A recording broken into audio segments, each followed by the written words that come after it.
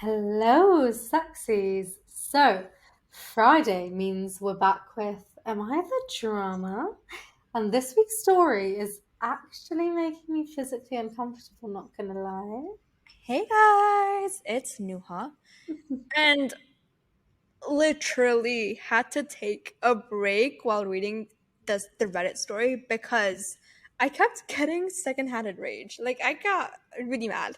hmm Well, I'm Diva, as we know, and we found a Reddit post that starts bad, somehow gets worse with every single sentence, like exponentially worse, you know? Exactly. Like every single paragraph reveals something worse about her character, and you start realizing that isn't it this isn't just bad judgment, it's just selfishness, just pure selfishness and okay.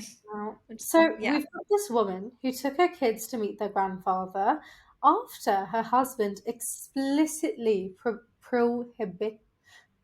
Prohibited. prohibited it because the grandfather was very, very abusive. That is It's not okay, babes. that, It's but okay, babes. We English is not Englishing today. yeah, But the worst part is in her reasoning. She admits it. She admits it on her update. She yeah. admits that she did this on purpose. And that just Mm. guys, I'm getting mad already. Can you see? Yeah, like, well, they can't see what they can hear, but You can hear. Arte genuinely made me question how some people function in society. Like, her reasoning is so twisted and just troubling, to say the least. Exactly. She is admitting she used her kids as an excuse to satisfy her own curiosity about this man who traumatized her husband so badly that he has been in therapy since he was 13. 13. She's Yeah, basically using her kids. Oh my god, okay. and he's got kids of his own, so that's a long time. And like, Mm, okay, what makes it worse? His mother took her own life because of this man, and she was like, "But I want to meet him though," which is so screwed. selfish. Selfish. hmm Honestly. And the comments are absolutely destroying her, and I love that for her. I love that. And Absolutely. honestly, rightfully so. Like, Reddit does not hold back when someone is wrong. They know when you're wrong and when you're right. When you're right, they'll back you up. When you're wrong, they'll fucking tell you. Reddit is ruthless. It's basically like Twitter. I love it. No, I do. And like, then she has the nerve to say that she thinks her marriage can be fixed after betraying her husband's trust in like Oh my the most devastating way possible. And I'm like, no, babe. This It- is It's one of done. the stories. Yeah, this is one of the stories where there's no gray area. No gray area. Gray area. Like we don't even need to debate this one. We've established from Yeah. right on that she's wrong and Yeah, she's evil. but we're going to talk about it anyways because the psychology behind her decision making is actually kind of fascinating, but like in the The worst way, worst. obviously. Literally the worst way. So if you've ever wondered what it looks like when someone is completely destroying their family for selfish rumors, this is it. hmm Yeah, so let's get into this absolutely disaster of a human being, and that's saying it lightly. A So, okay, disgusting human. am I the arsehole for taking my kids to go meet my husband's abusive father even after he prohibited me from doing so? Trigger warning: child abuse and manipulation. In case some of you get triggered, and otherwise, let's get into it. So, I 42 female and my husband 42 male. So that is he's been in therapy since he was 13. Okay, so have three. Daryl have three kids: 18 male, 13 female, and 9 female. We've been together since we were 15 and married since we were 18. I've never really had any contact with his father. He's always been distant with him and has made sure to keep me away as well. So I don't know much about his father personally, other than he's brought up a few things one or two times. He's mentioned that he hates his father and that he was an abusive asshole and he would abuse him and his sister every day. His mother took his own life when he was 13 and he has been in therapy since. So his relationship with his father is practically non existent. All he has as a real family is his younger sister. Rightfully so. Do, Already? do you, I just want you to continue because if I start talking now, you won't be able to finish this. Okay. Yeah, okay. So my contact with his father had only been before we got married. Daryl has always tried to keep me as far away as him as possible. I've only interacted with him when I first met his family and when he graduated high school. When we got married at 18, he cut all contact with his father and prohibited me and our kids from ever contacting him or inviting him to anything. This included our weddings, kids' special days, and so on. They had never met their grandpa and it's always bothered them. They all met my sister in law, 40 female, and love her as family. They frequently ask for her and are very close. She's been to every main event and family gathering. I'm not very close to her, but I've maintained a good relationship. I asked her about her parents and how it was growing up, and she tried to evade the question and even started to get nervous. She refused to answer my questions and changed the subject.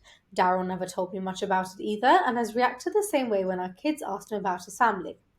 On Thanksgiving, we had a family dinner. My whole family attended, of course. My sister in law attended.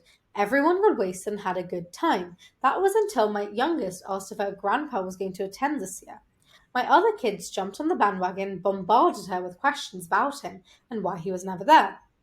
She got overwhelmed and stormed out. My husband scolded them and went to make sure his sister was okay. When we got home, he told them to never bring him up again, to erase even the thought that Grandpa doesn't exist. This seemed to have lit a fire under all of them because it seemed like a mystery, a hidden character who they were dying to meet. Since then, they've hounded me about it. Mom, I want to meet Grandpa. Mom, why isn't Grandpa around when yours is? Why don't you invite Grandpa over? All I could tell them was that Dad didn't get along with Grandpa and that Grandpa was mean to him. It didn't seem to shake their resolve to meet him. I've brought it up to my husband that the kids want to meet their grandpa. Maybe they should get to meet their grandpa at least once. They deserve it. He didn't like the idea and told me to never bring up the subject again. He told me that they would never meet that man. He didn't care about how much the kids wanted to meet him. He again prohibited me from ever contacting his father and letting the kids meet him alone. My kids continued to hound me and beg me to visit Grandpa. I felt bad for them and thought that maybe just once they should meet him. They deserved at least one visit. I convinced myself that it was okay and eventually agreed to it. I told them that this would be a little secret and to not tell their father immediately. Fucking no. Their faces lit up, and throughout the week they would ask if I was taking them today or tomorrow. So I took them to see their grandpa this upcoming weekend. I told my husband that we were going to the mall and that we would be back late. When we got home, my husband greeted us and had ordered takeout. His sister was there as well and already chowing down. My husband and I went to the kitchen to get something to drink while his sister talked to my kids. I overheard the youngest ask, sorry, I overheard her ask them how their day was and if they did anything. My youngest excitedly responded, "We got to meet and have ice cream with Grandpa." My husband dropped his cup and it shattered on the floor. I told him that I could explain, but he didn't give me a chance and told me not to say a word, that he'd be going for a drive to think and that he would be back. I pleaded for him to hear me out, but he left. His sister was angry as well and followed, but before leaving, she asked me why on God's green earth would I take them to him. Now my kids are asking what happened and I'm not sure what to say. So am I the arsehole for taking my kids to meet my husband's abusive father? Yes. Yes, you Yes. are the arsehole. Yes. I'm Continue, Diva. Do Yeah, it. I just want to add really quick before I continue that if your partner, you know, mentions any boundaries they have, you, as their other half, are absolutely obligated to respect every single boundary because you are choosing to be with this person. You have been with this person since you were 18, I suppose. You're in your 40s No, no, now. no. They've been together since they were 15. Oh, 15, sorry. You're in your 40s now. That is Guys, I literally, you're gonna be sick of me, but I'm gonna go into like a whole psychological evaluation because this just like I just, I'm so mad that you're gonna get a lot. Yeah, okay. Update. Hello everyone. Sorry for not responding and for not updating sooner. Life's got pretty hectic since I last posted. I want to start by admitting that I've always wanted to meet my husband's father and that I've brought up grandpa to my kids more than a few times. I didn't want to admit it because I knew my husband's story and didn't want to make it seem like I didn't care about how he or his sister felt. You I felt didn't. it was unfair and that I was being kept away from his father. I know how it sounds awful, but I always wanted to have some sort of kind of relationship with his father. After all, he is still family. I just didn't want to admit that I was wrong for feeling that way. I did use my kids as an excuse and use them to justify my feelings and actions. They did not meet they did want to meet their grandpa, and we were always curious about him, so I went and took advantage of it. My family does know the situation. They noticed my husband was not staying at home. I've gotten cussed at and shunned for my decision. I'm doing what I can to rebuild my relationship with my husband. He's accepted my apology but told me that he would still be staying with his sister until he felt ready to come home and until he got over my betrayal of trust. I've read your comments and you guys are right. My kids do deserve to know the whole truth about their grandpa and why he never wanted or allowed him to be around. So I sat them all down, yes, even my youngest, and explained it to them. I told them they did nothing wrong and I was the one to blame for everything. I shouldn't have pushed my cruel ambition onto them. I explained the reason Dad wasn't staying at home for the past few days. I believe it can be fixed. I'm not going to give up despite what you all say. My husband will come back and we will be a family again. I will update whenever I can and answer any comments whenever I have the chance to. The original poster has since deleted her account. As such, the story is inconclusive. Let's get Before into this, motherfucker. Let's get before into you it. do, I just want to quickly add this guy's dad pushed his wife into killing herself, into committing suicide. You cannot be any more of a scum of the earth kind of person. Why would Mm, you want a person like that near your kids? exactly. Guys, this post, it's fucking layered. The wife took her kids to secretly meet her husband's estranged and abusive father after like he told her many many times and set a boundary against it. And now she's wondering if she's the asshole. Let's go and unpack this. Because on the surface, it is obvious that she is the asshole. But from a psychological point of view, there's a lot going on here. First, as Diva has mentioned before, boundaries. So, Mhm. in psychology, guys, we talk about boundaries as a form of emotional and psychological safety. For a lot of trauma survivors, these boundaries are non negotiable, and rightfully so. They're not just preferences, they're survival mechanisms. So, this man, her husband, was abused by his father, lost his mother to suicide, which is very, very traumatic for a young kid to experience. And he spent Anyone, years, literally, no matter exactly, how old. anyone, exactly, and spent years in therapy, I think since he was since 16. So going no contact with his father was not petty. It was self-protection. When someone violates that, especially a partner, someone you love and cherish, it feels like re-traumatization. Sorry, I can't say that word right, but you get what I mean. So Mm, a betrayal is just not of trust, but it's also about safety. And the yeah, fact that she involved her kids, it three. adds One's nine exactly, years old. Like the youngest is obviously going to talk about like, oh, we did this, and this today. Like she's 9. exactly. So this all adds like another layer because now she didn't just cross his boundaries. She weaponized her children's curiosity to justify her curiosity. Okay, but let's also look at her because I did a whole fucking evaluation on her by right because I want to be a psychologist, so like whenever I read stories like this I do a full psych eval on everyone. So from her, I let's look just at bounced her off for a the mic. second. Was it Sorry. loud? I'm so sorry, guys. No, I didn't hear anything. Oh, But okay. Yay. so she admitted that she always wanted to meet his father, and that she projected the desire onto the kids. Cause let's be real, they might have had a bit of curiosity of wanting to meet the husband, but when your parents say like, "Oh, hey, let's not," they get it. They'll Yeah. understand. Kids are And one's curious. 15 years old. Yeah, kids are curious. It's normal.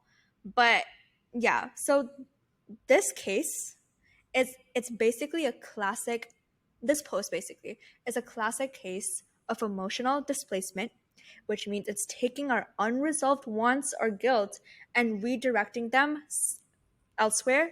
So in this case, she's projecting it onto her kids, right? So instead of owning her curiosity, She framed it as giving the kids what they deserve, which makes her feel justified, but at the cost of her husband's trauma, which is not right.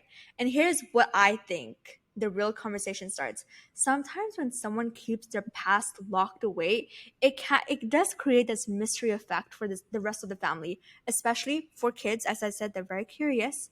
But mystery is not the same as entitlement. Just because something is hidden doesn't mean you're entitled to the truth if it comes from someone else's pain. Also, I do want to point out that she did like have she did point out, like, no, what's it called, what am I saying? I'm so sorry. She did produce some emotional manipulation here, like, because I remember her saying, oh, it'll be our little secret to her Correct. kids. Hmm. So yeah, so that creates a dynamic of secrecy and betrayal, not just with her partner, her lover for life apparently, but Hmm. between the children and their father. You know, that's just not boundary violation. That's also setting your kids up to be in the middle of generational trauma, and that it's okay to lie to parents. You Yeah, know? and can we talk about the boundaries for a second, right? So Yeah. Daryl, the husband, he didn't just say, please don't talk to him. He drew like a clear, hard boundary to protect his peace and like his family's safety, right? So when He someone said it opens years ago. when someone opens up about childhood abuse, they go to therapy, they choose no contact. That's not really something you override because you're curious or because you want closure. Like, not Exactly. every story needs a redemption arc, right? Sometimes Exactly. the healthiest choice is distance. And this woman stomped all over that, right? And Mm, adding to that, right, the sister's reaction. She was there, right? She was there that night. She heard what happened and she was furious. She rightfully so. lived in that house, right? She knows what the father did, right? Her storming out wasn't like dramatic. It was like literally her trauma being reactivated. And I feel like that alone should tell you everything about how serious that boundary was. And like, you know what? I get it, right? Kids, they deserve answers, right? But do they really deserve to meet someone in their family who caused real harm just because they're family? Because the idea of they have a right to know, it's a tricky one, right? But sometimes Exactly. knowing is dangerous, you know. It's super Sometimes dangerous. the best thing you can do is not knowing, because sometimes that's the kindest gift a parent can give, sheltering your kids from the terrible atrocities in the world. And in Exactly. this case, maybe the kids should have known the truth, but they should have heard it from their dad and not. Exactly. And I just want to mention, it probably took him so like a lot of time and a lot of guts to tell his wife about this, because reliving your trauma is hard. And I think he wanted to tell his kids, but when they're at an appropriate age, because 9 years old, Is not. that's still, it's not an appropriate age. Like Also, I sorry, the man made your grandmother like commit. That's not like a simple, even when you're 18, that's a really that messed up thing to a have very to messed up thing. relive and Bec- speak about. Exactly. Your brain is still growing at such at 18. So imagine, because when you're telling when you're telling someone about your trauma, you also have to like understand that it can affect them too, and it is bad. So he might have not wanted his kids to know how bad it is, because a lot of parents are like, no, I'm okay, I don't have any trauma. I'm like, I'm just surprised that she even had to like, she told the Yeah, kids like, without his consent. That's no, what's pissing me off. Cause she but told the kids. She took it, like, she took that away from him. She's taking yeah. so much away from him. No, because I feel like there's something very human about wanting access to your partner's world, especially like when you've been married to someone since you were 18, right? Like for decades, really. But like sometimes a desire to know everything, to like not have any secrets between you, can sometimes become entitlement. Because just because you're married, right, that doesn't mean you're owed access to someone's trauma. Like wanting Exactly. to know, you being curious doesn't really make it safe to ask or in her situation to act upon it. You like He probably is not telling you to keep your feelings safe as well, she has a savior complex. You know? but not the kind. That's good. Not the kind Yeah, of like, oh, I'll actually help. For her, it's like she thought she was doing the for right her own thing. benefit. Yeah, she thought that she could be like that bridge between her husband's past and like the kid's future. But sometimes I feel like fixing things isn't like fixing someone else's pain really isn't love. It's like an ego thing. Like she wanted to be someone that solved that decade-old problem, right? She wasn't protecting the kids. She was like writing herself into some redemption arc that really wasn't hers to write. Mm-hmm. You know? Mm-hmm. It's she's so is she the asshole?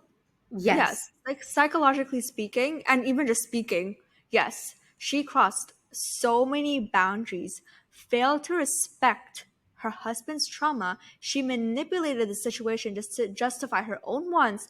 But I don't, she's not evil. She's evil, but she's not evil. Like, she's emotionally misaligned. She acts from a place of desire, not malice. Like, but she doesn't understand that it does impact and was deeply, deeply, deeply Yeah, damaging. because it not just impacted it not just impacted the husband or the sister, it impacted the kids because now the husband is so traumatized in a certain way that it's affecting him also being a father, being a this, being a that. Like you've just Exactly. messed up, and then at the end when she's like, "We will be a family again," leave the man alone. You've screwed up enough. Give You him. screwed up. I don't think this marriage is going anywhere because I it traumatized him more. And if I was in his place, I wouldn't want to be with someone who has gone to a my abuser and It's try to justify. it's control disguised as compassion. She has a very controlling behavior, very controlling. But I can, I'm really mad and I just need a break. But guys, thank you for listening to it, for staying here and listening to this pod. And hopefully you can understand our frustration, mostly mine, and like my rant on like psychological evaluation. If you like me psychologically evaluating people, please tell me.